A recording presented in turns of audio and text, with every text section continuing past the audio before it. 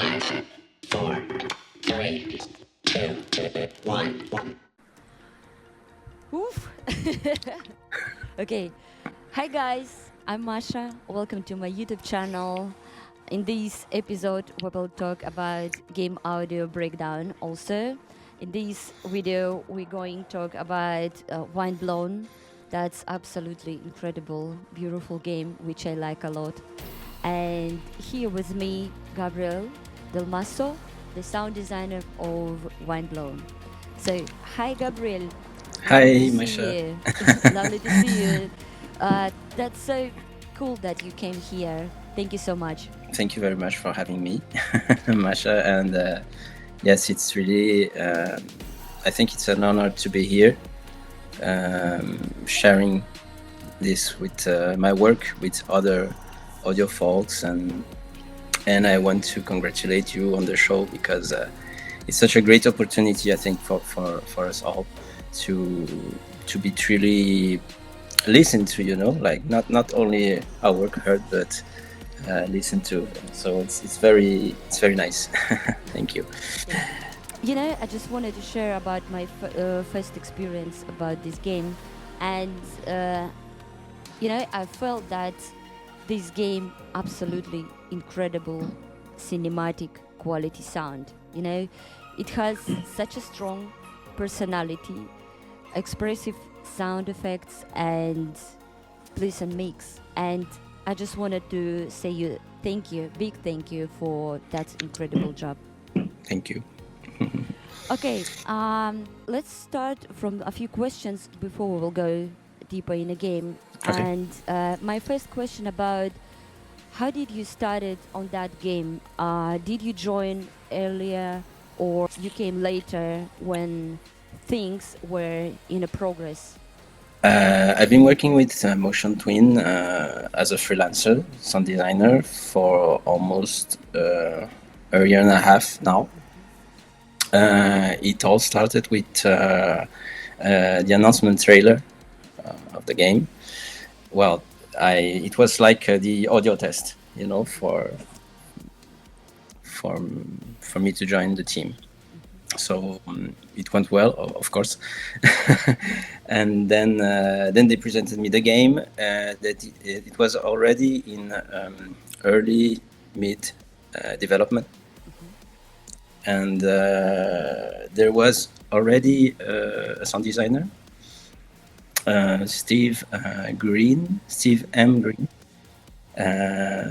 who had done a great job setting the bass moods, the soundscapes, and some core actions and enemy sounds also. What's funny that one of my first reactions when I tested the project, when I opened the project and I tested it, it was like which element I could keep and which I could discard, from his work, and which ones I could even adapt, like bring something new, change something here and there. And I had this little. I remember something that I lived when I was a piano teacher back in the days, and when I used to welcome advanced students, they were like playing very well. So I thought, what could I possibly bring to this person, because he plays or she plays very well.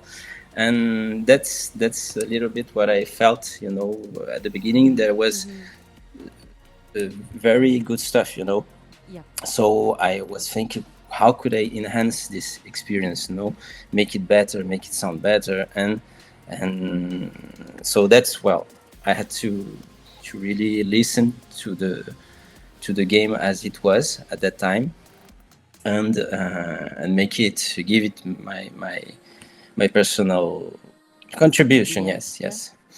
So, well, that's it. So I kept the best and added the rest.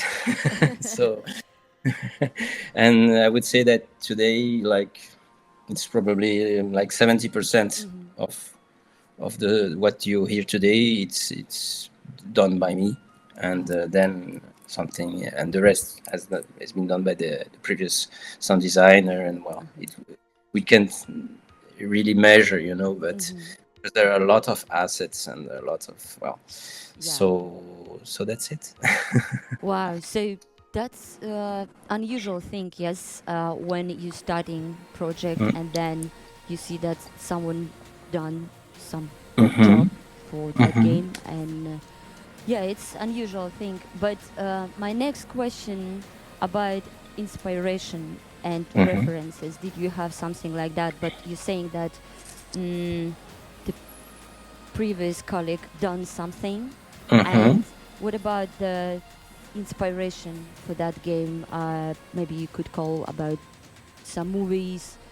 I don't know, maybe another game, or you was inspired by this previous job.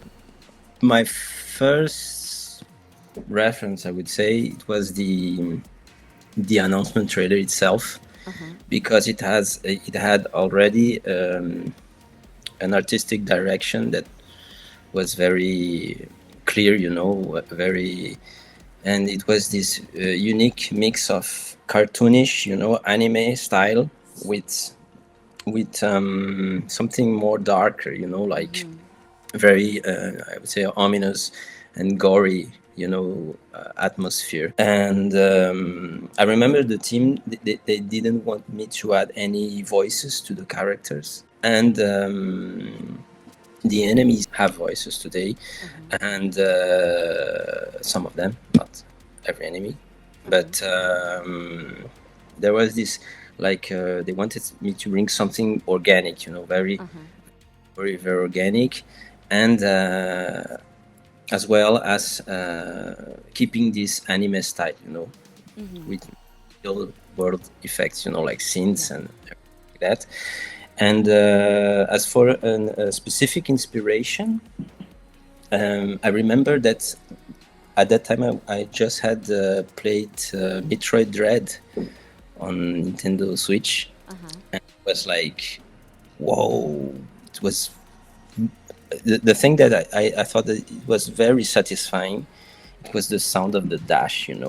It was very high pitched technological, this nano technology, alien technology, So I wanted to bring that, not exactly that, but some of that in the dash sound of Windblown, of the Leapers.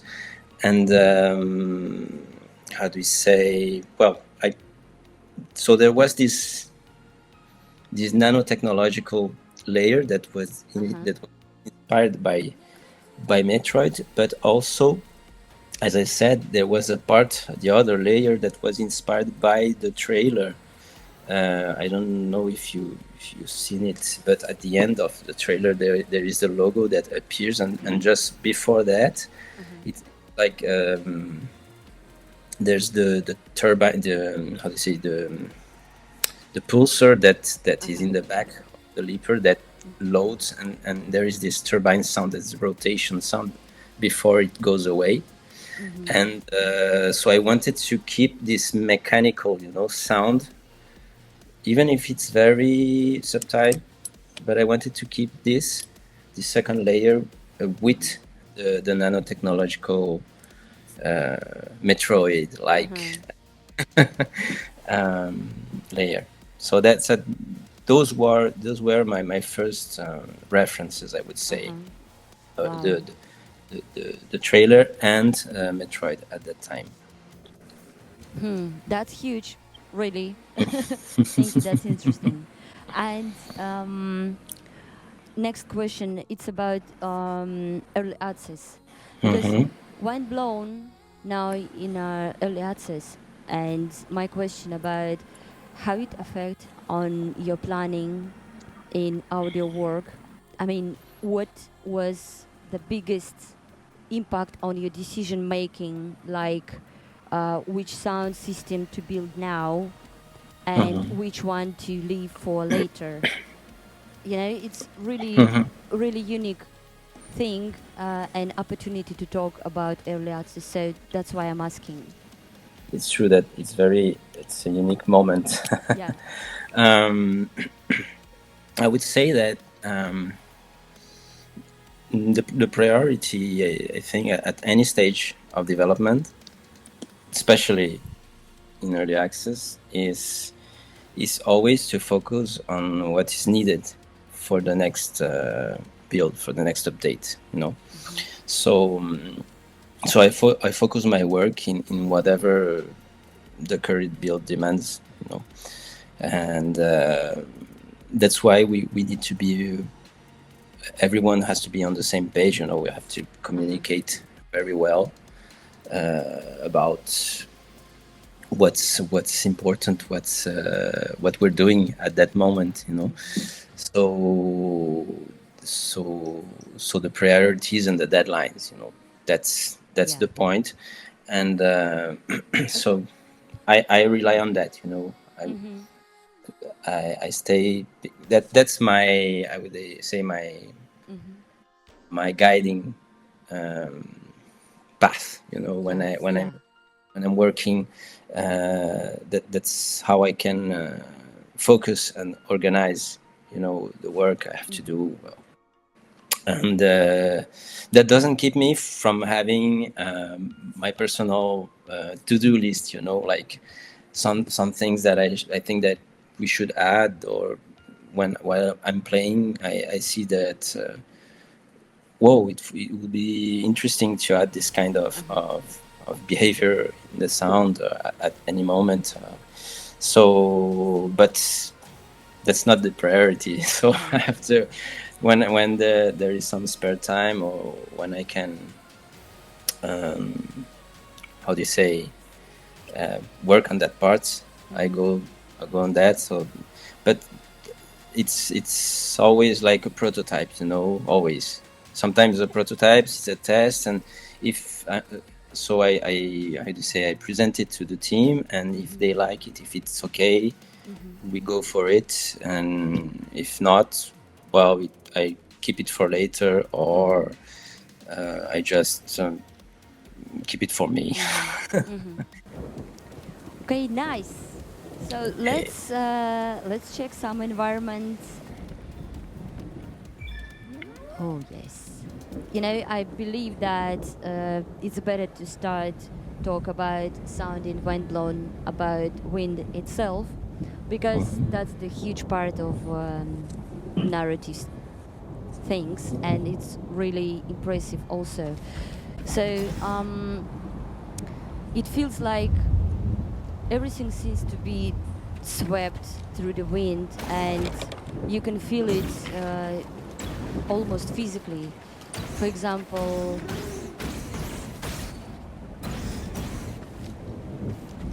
the rich texture of wind and all environments like water and all this stuff, it works so good, and really showing that something happening around. It's like really, really immersive thing.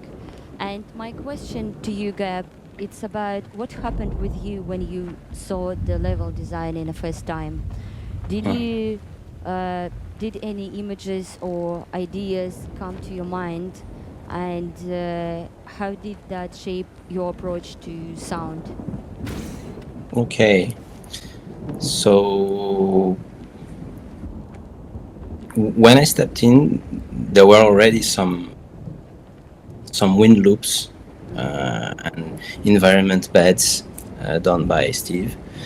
When I saw this environment, I thought that I could enhance it, bring something more with scattered sounds, random sounds that would add this floating feeling, this flying, floating feeling.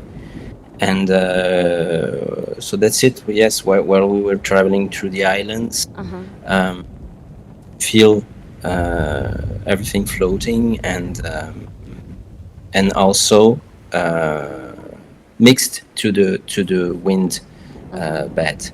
So there are several wind beds, and there's all always wind during the game, you know. Whether you're in a biome or in another, there is very rare moments where you don't hear the wind, you know.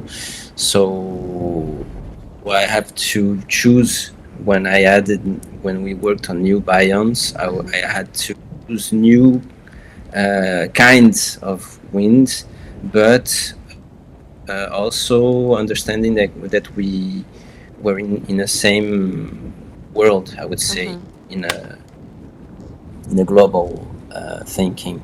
The vortex, also this tornado, it's something that I added, and I had to be sure that we can identify it. It is specialized, but also it was very how do you say, subtle to mix, you know. So that's it. There's there are also gameplay how do you say, events that create kind of an air modulation effect that bring also the same feeling of compression of the air, you know, like when you're using an alter attack, there is like sidechain effects that acts on the environment, and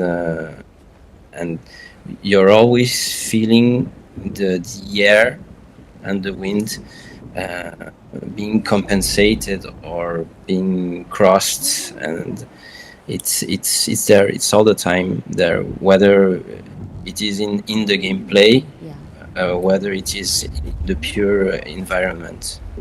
Yeah. Wow. You know, that's so beautiful. Absolutely.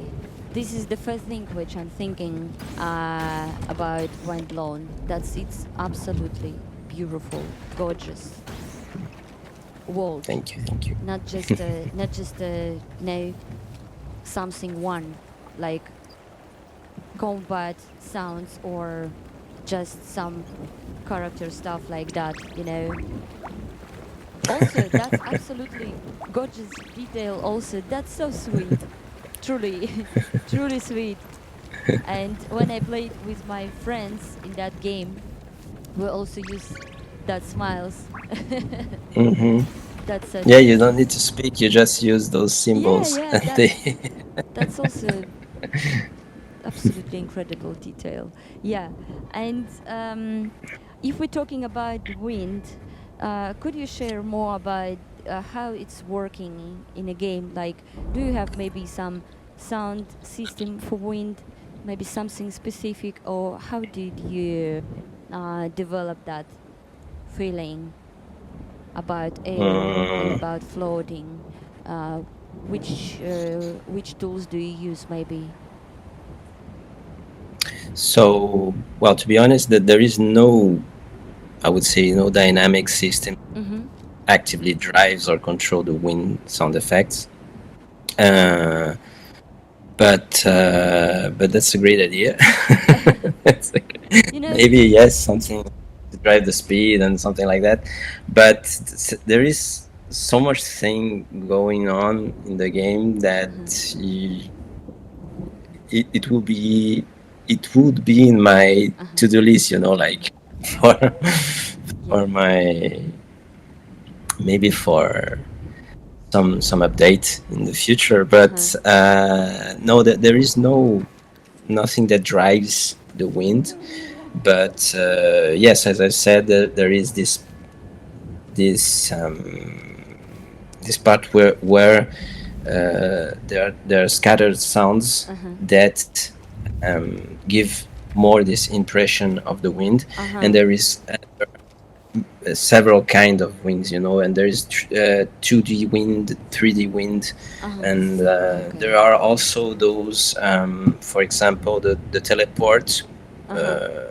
They are scattered in the map. They have like a different. It's a 3D sound. It's like a little tornado. I really had to think about how I would do that sound, you know, like make this sound, because it couldn't be like another regular wind, you know. Yeah. So so I had to how to say, add a Uh-huh. little an extra layer, or mix it, equalize it differently, so we can identify it, you know. And Yes. it's a big work of mixing, you know. All the Oh, time we're yes. mixing different layers of wind, and each biome has some common layers, but Yeah. also they have different layers, the particular layers, you know, from Uh-huh. each, and particular scattered sounds. So it's it's a very intense work, I would say, Yeah.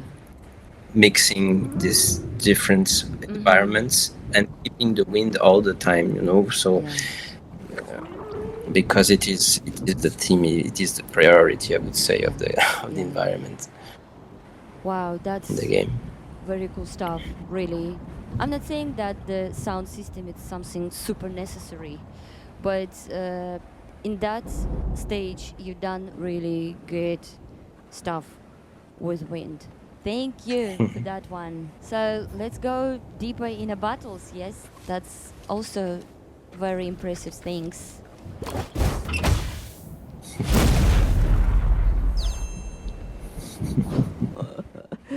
That's huge. All right.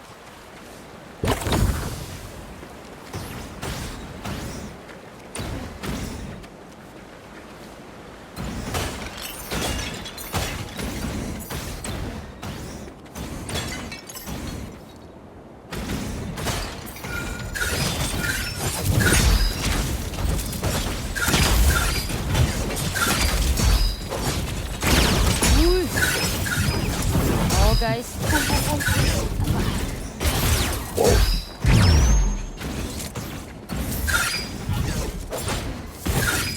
Ah. Okay. It's only the beginning. That's solid. Yes. You know, I really like how the low sounds feel during the combats and Yeah. interactions. I mean, all interactions in these items, or for example, yeah, the boxes. That's absolutely incredible, really, and Mhm. so powerful, so deep, but still nice to listen to. And you know, I thought maybe it's kind of legacy from Dead Cells in a way, Mhm. or approach to use the low frequencies. And Mhm. also, I think that it fits quite well with the idea in Windblown, when you are how to say, passing skills from the falling warriors, you know, like legacy topic. It's Mhm. really necessary thing in my mind. I don't know why. Maybe it's because in a last time I did the Dead Cells video, and Mhm. you know, just could you explain me about just your opinion? What do you think low frequency adds to the game? How it affects on a player's experience? Just your opinion. Mhm. How do you think about that? Well, something that I always think about low frequencies is that's almost the first sound that we ever hear. You know, Yeah, the when heartbeat. we're in our mother's womb. You know, like it's the heartbeat, Yeah. and and I think that's the feeling I want to put in the game. You know, to evoke somehow. It's like. It's like a punch in the heart, you know, like deep percussive energy, and very feeling physical, and I would say alive, you know, Uh very huh. very alive. So I see the low end as something that makes combat feel spectacular, you know, Uh and huh. and and it sets the pace, and when it's mixed with the music that is absolutely gorgeous, the music from Danger, it's very very upbeat, soundtrack. It makes you want to sync every action, to dash every dodge. It's almost like a rhythm, a musical game, like Beat Saber or Hi-Fi Rush, but without the constraints of having to beat everything perfectly. It's like jazz, it's like, Yeah. but you have this soundtrack, and then you want to beat everything, and every time you beat something, then you hear a kick, or you hear something that is very, it goes with the music, or young music, or so that was the thing that I thought at the time. It's an action game, so it has to sound like action, like this like when you go to the movies, and you wait for your turn to go to enter the room, the theater, and you're already hearing those lows. It makes you want to go there and enjoy that punch in the heart, like. Yeah. So that's it for me. Low frequencies, they are about grounding the player in the action. They make each impact feel weighty and real. But still pleasant, and never tying the ear. I would say it's like the heartbeat that connects you to the world. Like keeps you moving forward. Like so that's it. The game, you want to move forward, and you have these like low frequencies, they are pushing you with the wind, like something very. Yeah. Thank you. That was pretty interesting to know about your opinion. So we talk about low frequencies. Let's talk about high frequencies also. Okay. When we're saying about high frequencies here, I recognize that bells, shims, lots of so tiny, nice stuff. It's take place in some absolutely interesting, natural way, because wind going through some interesting stuff around, and these shims reacted, for example, in a shop, in a start location also. But for me, high frequencies came first. That's the launching process. For example, you know, before you talk about cinema theaters and about movies, but for me, high frequency starting here from a Disney logo, audio logo. When you're 1 second, I will show you the thing which I'm meaning. And at the end, Yeah. yeah, I'll show you now. Okay. I think I know what it is. Okay. Yeah. No, that's not Disney. This. That's absolutely not Disney. Yeah, and let's check. You know, that thing. You know, it's such a lovely Yes, touch. it's cute. Yeah, cute. it's so cute and lovely touch. Because it's cute. It is cute. You see those little creatures. They're so cute, and they're being blown to the space, and they just disappear like Yeah, just like dust in the wind. Just tell me, how did you come up with that idea? Okay, that's funny you mentioned that, because I think if I remember, yes, at that time I was working on that cinematic of the Canon, my wife was actually working at Disneyland Paris. so I had free tickets, like for and I went a lot. So maybe I had some inspiration from there, unconscious thing that came. But yes, I think that the cinematic aspect was really important at that moment, and what I wanted to create, it was this. I think this sense of anticipation, yeah, like something big, it's coming, and I don't know, we there is no music, but at that moment when you enter the canon, the music stops. So there's a brief silence that prepares you for what's to come, Yeah. and then this little bling will tell you, it's telling you that it's gonna be something special, Yeah. and yes, it's charming, it's hopeful, but And also thrilling. sets Yeah. something dramatic also, it's like it's Windblown. Yeah, it's Windblown. And That's really true, and especially when you are playing with your friends, it's like pew, pew, pew, like three the people tree, go. yes. Yeah, yeah, yeah, yeah. That's so nice. Yeah, thank you for Yeah. that detail. That's incredible, You're and welcome, you're welcome. so many attention to that details in early access. Just my respectation to you, Gabriel. Yes, Really.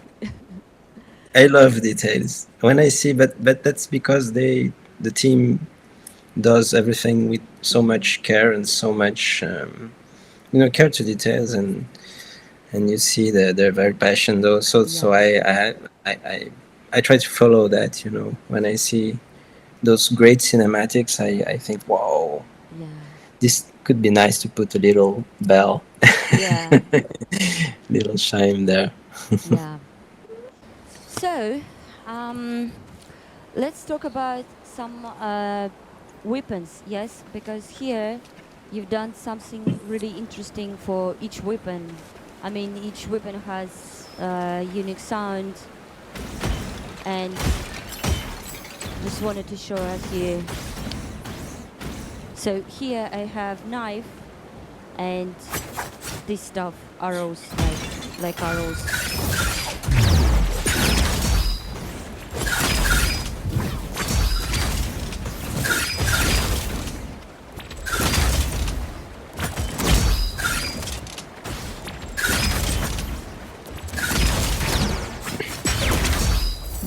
Wow. Did you try the alter attack? No. It's when you have that symbol, just make 3 attacks. Go, do it. And then immediately after that, you press the other button, the other weapon button. It will launch us. Yeah. Great. And you can do it the other way with the other weapon also. Yeah. Wow. Try it with the other weapon. See? Yeah, 1 second. Oi. Sorry. It goes faster. Go. Yeah, there. Yeah. Oof. So each weapon has its own alter attack, When they combine, they do something special. Wow, that's great. That's amazing stuff, really. So if we're talking about uniqueness for each weapon, how did you approach designing those things? Like, are you finding something specific, something special for each weapon in a way to deliver some information or motivation supporting players? How do you designing that stuff? Well, for weapons, the first thing that I see, it's they're like, I think that they're almost like living beings, They have their own sound, but when you hear them, it's almost if they were like partners, they're side by side with the player, and the animations they depend also on which weapon you're using.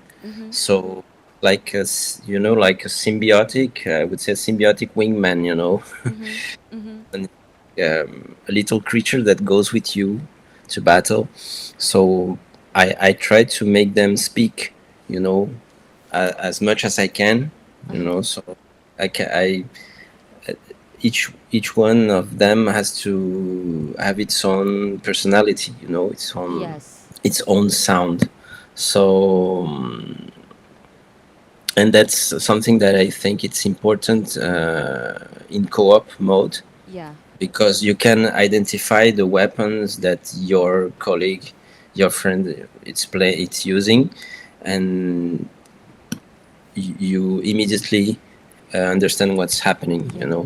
Yeah. So that's something that I think it's important. Mm-hmm. Mm-hmm. Use a regular sword and you use the fish knife. They both they have different sounds. They're cutting weapons, but the slash is different, and Yeah. the flavor, the color of it is different. Yeah. Like Like that. those two, yes, they have different sound. Here, my question about the shield. Shield is my favorite stuff here. If you're talking about weapons and all those things, and sound effects. When you're using that, it make you feelings that you're under protection. It gives you that sense, and it's incredibly important. And Hmm. could you share more details about how did you get that result? Because maybe you use some, I don't know, some specific textures or uh, Hmm. processing tools. How did you get that feelings? Actually, the shield is one of the first weapons that were created Uh-huh. for the game. So the credit for its original sound really goes to Steve.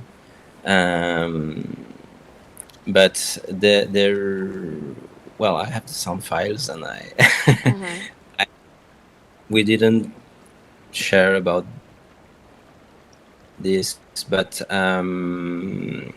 what I can see is there is some kind of a reverb, Yeah. some kind of sound treatment. We say that Uh-huh. that processing that makes us understand that it's like closed, like Uh-huh. side of it. But what I did is to balance the mix of the shield after that, and I created the effect when you hold it. There is like a shining effect Mm-hmm. of, and also the alter attack that came later, Mm-hmm. and where you see a shield turning around you Mm-hmm. and protecting you. So that's it. It was like a work of balance of Mm-hmm. once again keeping what's good in that sound, that is very good, Mm-hmm. and balancing and bringing Mm-hmm. Uh that's really, really interesting stuff. Also, if we're talking about the dash sound, that's Mhm. the super frequently things which you're using. You're not falling down from an island. You're just You just flying. go. Yeah, just flying, almost flying. Yeah, but um, how did you got these sound effects so not annoying? Because For the we're dash. using, yeah, for the dash, because we're using it Okay. a lot. Like that's the basic stuff. Yeah, And how did you get that not annoying thing? that's a lot. There's a lot of randomizing. Uh-huh. I think there are like, for each layer there are like 10 files. There are three or four layers, I think. Mm-hmm. But the main layers, I would say, it's like the nanotech, like Uh-huh. this very high pitched sound, and there's a turbine sound, that you hear, but it's not too heavy because Uh-huh. little creatures, and there is some kind of a balance that we have to achieve. Mm-hmm. uh, but so they modulate, you know, all the time. They're all Mm-hmm. in pitch, they modulating volume, and they are randomized between them. So there are a lot, I would say, a lot of layers, but Yeah. 3 or 4 layers, if I Mm-hmm. remember. A lot of time. It's it was it Yeah. at the beginning, and then I tried to bring this sense of power, something that is very powerful, that goes very fast, and also there is very futuristic technologically, Yeah. and of course it has not to be annoying, you know, Mm-hmm. tiring. That is something that you need to, you can hear all the time,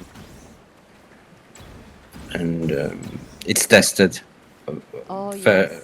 a lot of times we tested it, the mix between the different layers, and Wow, that's that's absolutely it. gorgeous. Gorgeous, Thank you, gorgeous. thank you. Just look at this. I will add the volume. That is so nice, you know, so pleasant. And yeah, so also that's interesting to talk about 2D and 3D sounds. Could Okay. you share more details about how do you approach in that way? For example, it's interesting. Did you change the the same sound? For example, for players it's 2D, for teammates it's 3D, or maybe some another way. Just for example, wind and water. For example, wind it's a 3D, water Mhm. is 2D. Or just explain how you combine 2D and 3D sound. So they are 3D. There are 2D sources. There are stereo and mono sources scattered almost everywhere. For the co-op, Mm-hmm. um, yes, there is a specific parameter that we use, and yes, there are definitely sounds that are treated differently depending on whether you're playing solo Mm-hmm. or in. So anything related to UI or player feedback, Mm-hmm. that means that they are very close. They are like here, like 2D sounds. So they are whether attenuated, muted, or narrowed in the Mm-hmm. 3D space. You know, depending if they're triggered by another player. Okay, Mm-hmm. so you don't get this sense of overwhelming, you know, by Mm-hmm. everyone's actions all the time, because there are actions that can take place very far or at the other side of the map, and Mm-hmm. then you hear someone clicking, and maybe so it can annoy you. So you need Yeah. to balance that. You know, there are some most of the interface, the sounds that are there's some specific sounds that aren't attenuated, but most of the 2D sounds, they are attenuated, and there is also a 3D Uh-huh. narrowing on the. Not to mention that there are two listeners. There's the camera listener and there's the Uh-huh. player listener. So when there is this sense of individuality, you know, between each player. They can hear their own environment, so that's nice. That's more immersive, I think, Uh-huh. when you're in co-op mode.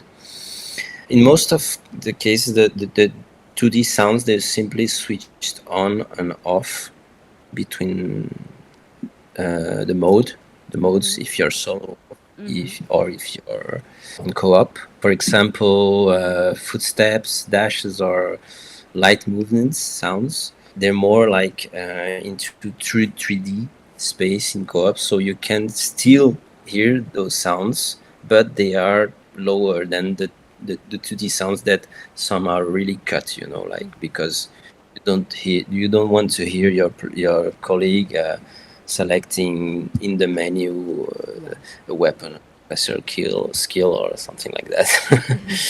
So that's it. On the other hand, some environments sounds like wind, water, or destructibles, pickups, they stay balanced for everyone. Like they're part of the environment. I would say there's this diegetic. They are in the environment, so everyone share those sounds. Yeah. So keep them equally mixed for everyone. Wow, that's so good. Let's continue to talk about co-op mode because it's truly important side of Windblown. Yes, and you've done a lot of thoughtful filterings, especially with the low ends. And another thing which you've done, that's the relayering, rebalancing hits. So my question is, did you rebalance the hits for players and teammates, and why you did it? For example, if I'm playing with my friend and my friend is attacking someone or something, I can hear that, but with filtering. So why did you do that? And I'm asking because this is very impressive part which you done for Windblown, and I was Okay. I was surprised in a good way. So could you share That's more good. about that thing, please?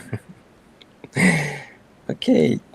So there is so much happening since this last year and a half. So to be honest, I don't remember every specific EQ move because there's been so much balancing since the very first mix, But yes, there's definitely a system of, I would say, of priorities between different sound groups, like snapshots, something like that. Snapshots, yes. In F mod, we're using F mod. Like enemies, players, and skills, environments, and there are the hits also. That there are so many layers of hits, the kind of hits, if it's blood, if it's fire, if it's and the mix between if it's on the player, if it's on us. So there's definitely a hierarchy that lets me apply all kinds of effects, from side chaining and ducking to frequency compensation, depending on which sound are playing at the same time, so it helps me prevent the low end from building up too much when multiple players are fighting together, indeed. Not to mention all the instance management and limitation process, that we have to be all the time reviewing. We're not only doing dynamic mixing, but we're also managing the instances all the time. And so that's a huge challenge too, especially in Windblown, where you have plenty of things happening at the same time. And but it's still a work in progress. It's always it always will be a work in progress, because each update adds new layers, new stuff, new enemies, and and I have to be all the time tweaking, and not to mention also the loudness, all the time to be reviewing the loudness, because there are the game, it's all the time evolving, you know. Yeah, that's incredible thing. Mhm.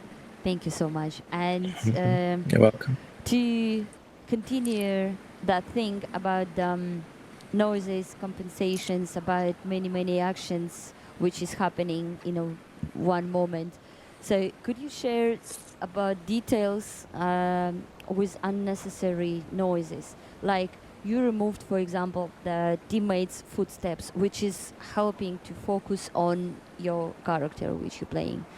Hmm. uh, and I found that it's quite good decision because really it's not annoying.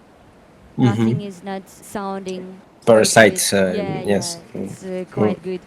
And how do you decide which is necessary, which is not?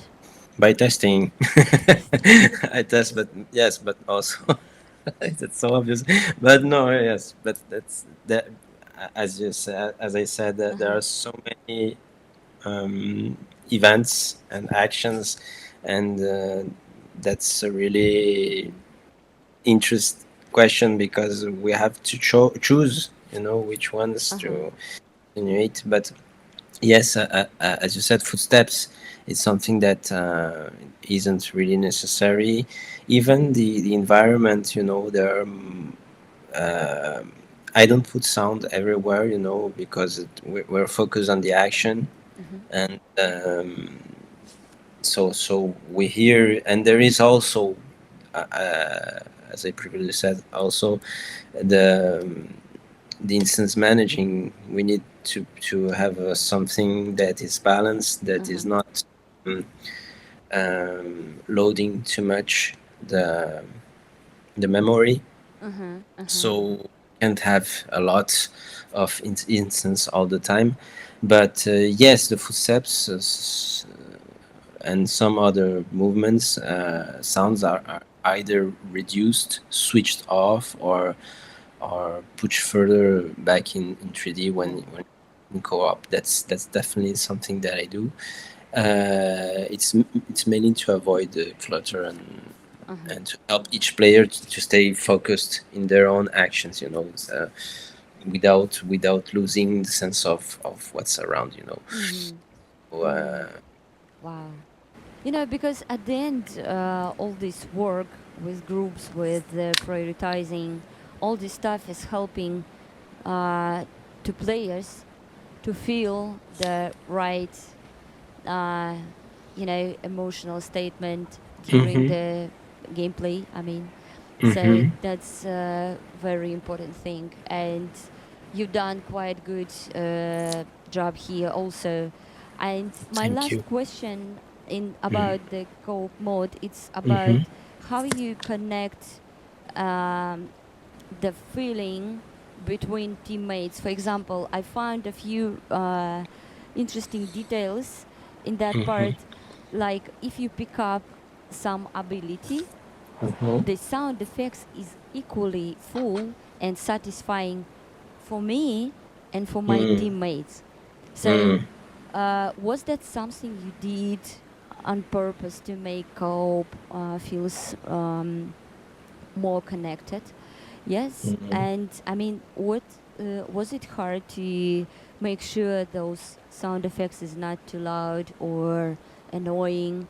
So, uh, this question about feelings, right mood between teammates. So that's why I'm asking about abilities, because this is the common thing which happening. Mm-hmm. Yeah. So honestly, that sounds more like a bug to me. The code, the What? thing that you, yeah, yeah. No, it's not a bug. Seriously, there's definitely an ongoing, I would say, discussion about how some of these UI and Uh-huh. gameplay feedback sounds should work in co-op or not, or how we will dose them. You know, like Uh-huh. we're still in early access, so we have this little credit, I would say. But I will take note of that. But yes, I think we didn't discard it yet because it feels like a shared moment, you know, when Yes. and Yes. That's a really good question. But It's it's really, it's still being tested. yeah, Still being yeah. tested, and Uh-huh. we also rely a lot on the community feedback. Mm-hmm. We're all the time watching whether it's on Discord or Uh-huh. they are testers, they're players, they're streamers, everyone saying what they think. So Um, at the end, let's talk about your feelings, your experience in that game. You know, for me, that game looks like and feels like childhood dreaming. You know, my questions here it's about how do you feel? What is your favorite part in this game? For now, for now. I always like what's new, like there are new biomes that Uh huh. I can say that I have a favorite moment Mhm. biome in the game. I like a lot the cinematics, those cinematic moments, and I think that the overall game is very pleasant. Yeah.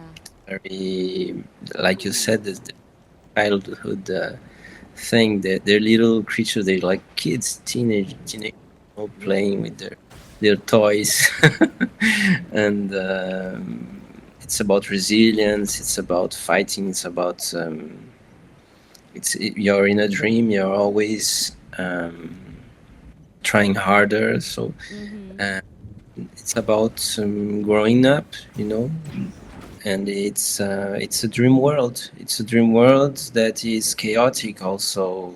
So you have this feeling like we have in life where whether you're dreaming, whether you're living a very hard moment, and the hard moments in the game are very dark. They're very like when you Yeah. die, gore. It's horrible, and but when you come back, you're in this perfect world where everything is chill Yeah. and and colorful. And so yes, that's it. I don't have a really a thing that I prefer. I love the cinematics. I love the combat, the feeling of the game, the basic feeling that you have when you're in the action. Mhm. Mhm. When and you feel that everything it's connected, like in real world. Yeah, and it's existing in natural way. It's Hmm. so valuable, you know. And yeah, I understand you really good. And another question is, how many assets did you deliver it already?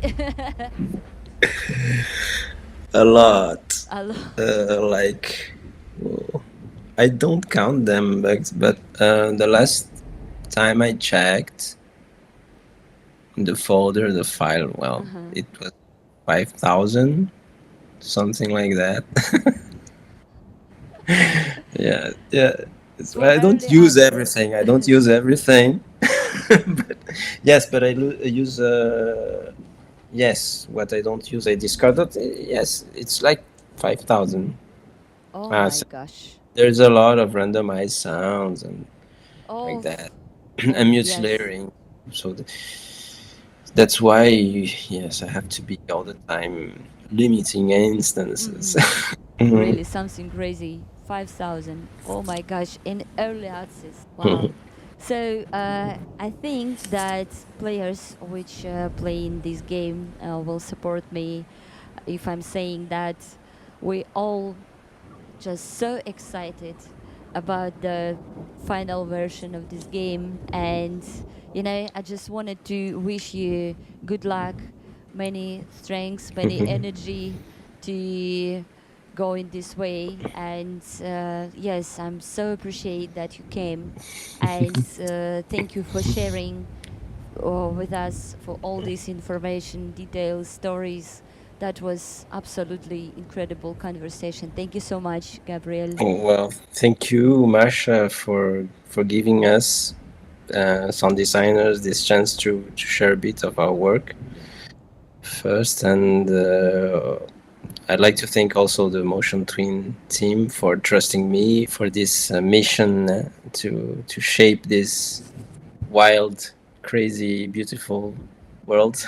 Yes, yes, And that was a good choice. yeah, thank you.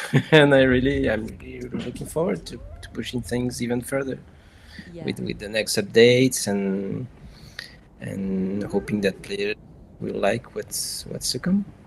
yeah. Wow, wow. Thank you so much, Gabriel. Thank Thank you. you, thank you. And yes, I'm really excited about the full game version. Yes, thank you so much, Yeah, Gabriel. thank you.